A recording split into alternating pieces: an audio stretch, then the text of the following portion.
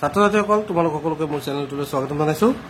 আজি আমি অনুশীলনী 5A ৰ 7 নম্বৰ প্ৰশ্নৰ পৰা আলোচনা কৰিম, কাৰণ ইতিমধ্যে আমি 6 নম্বৰ প্ৰশ্নলৈকে আমাৰ আলোচনা শেষ কৰিছোঁ। 7 নম্বৰ প্ৰশ্নটোত দিছে অখণ্ড সংখ্যাবোৰ ঊৰ্ধ্বক্ৰমত সজোৱা। Arrange the following integers in ascending order. তো এচেণ্ডিং অৰ্ডাৰ বুলি ক'লে জানিবা যে সৰুৰ পৰা ডাঙৰ হিচাপে আমি সজাব লাগে। তো মই তোমালোকক এইখিনি কৰি দেখুৱাই আছোঁ কেনেকৈ লিখিবা। ইয়াত কুৱেশ্যন নম্বৰ 7টোত সংখ্যাবোৰ দি আছে -1, 6, 0, 3, -3, -2, -7 আৰু 5। তো এচেণ্ডিং অৰ্ডাৰ বুলি ক'লে তোমালোকে এনেকৈ লিখিবা। 7 নম্বৰ কুৱেশ্যনটোৰ এনচাৰ এনেকৈ লিখিবা 7(1)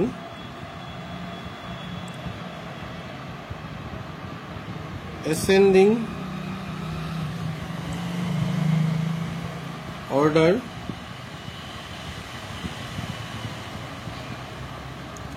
of the given numbers of the given integers will be given.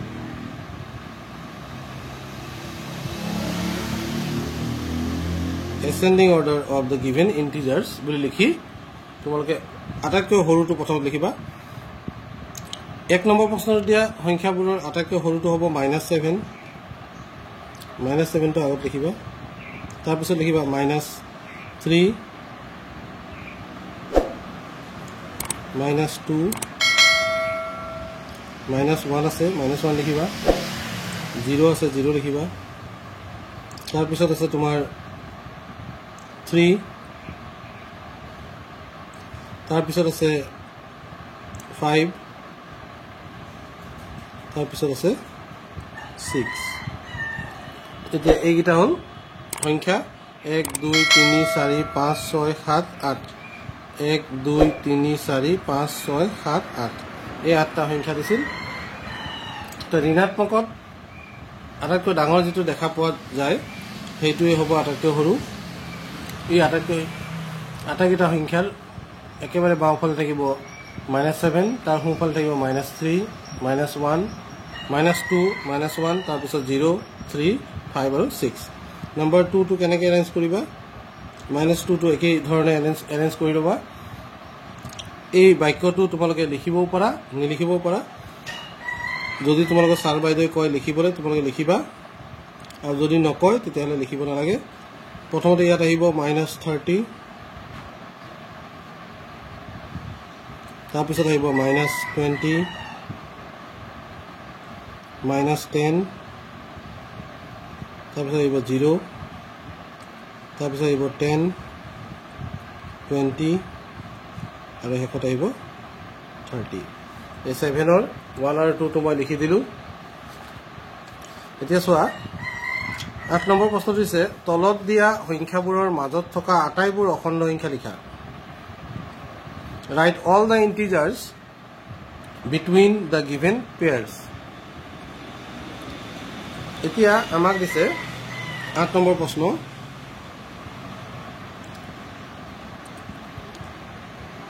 O 8 number 1টোত আমাক সংখ্যা দিছে কি 0 আৰু 6। The integers তোমালোকে এনসাৰ লিখোতে এনেকৈ লিখিবা the integers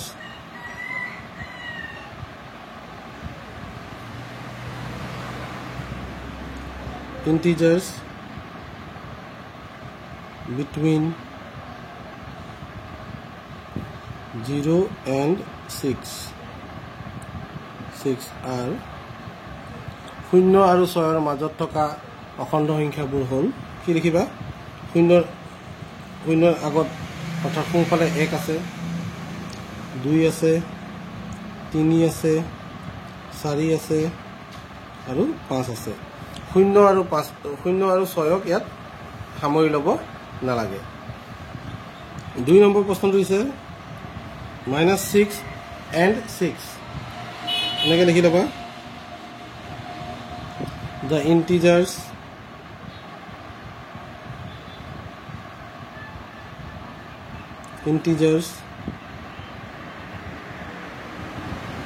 between -6 and 6 are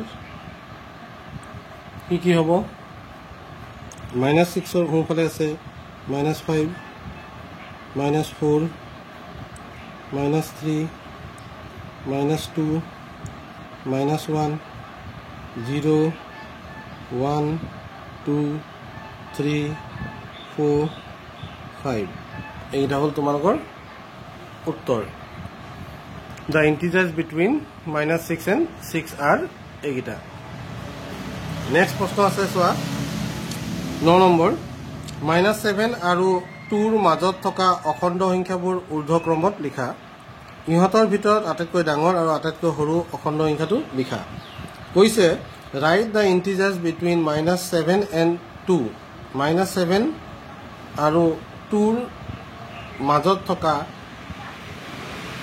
অখণ্ড সংখ্যাবোৰ এসেন্ডিং অৰ্ডাৰত লিখা এসেন্ডিং অৰ্ডাৰত লিখিব গৈছে তো প্ৰথমতে তোমালোকে এই সংখ্যাবোৰ লিখি লবা আৰু 9 নম্বৰ এনসাৰ এনেকৈ কৰিব চোৱা ইয়াত লিখিব the integers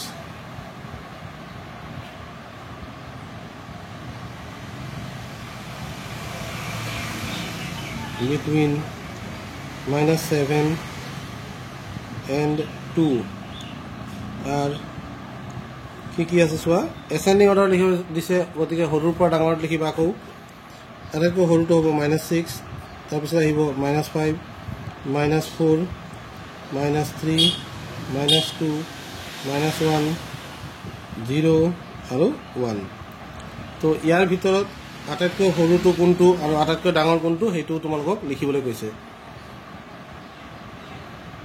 the smallest integer আটাইতকৈ সৰু বুলি ক'লে the smallest integer বুলি কোৱাৰ লগে আটাইতকৈ সৰু কোনটো হ'ব -6 টো হ'ব the largest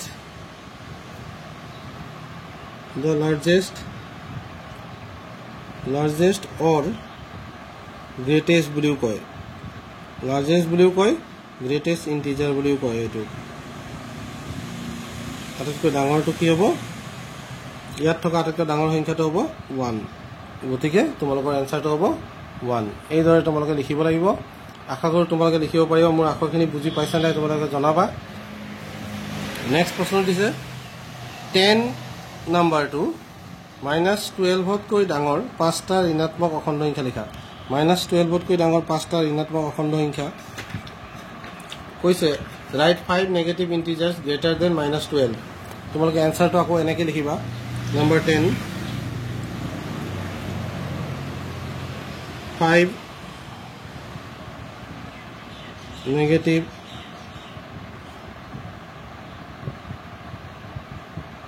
integers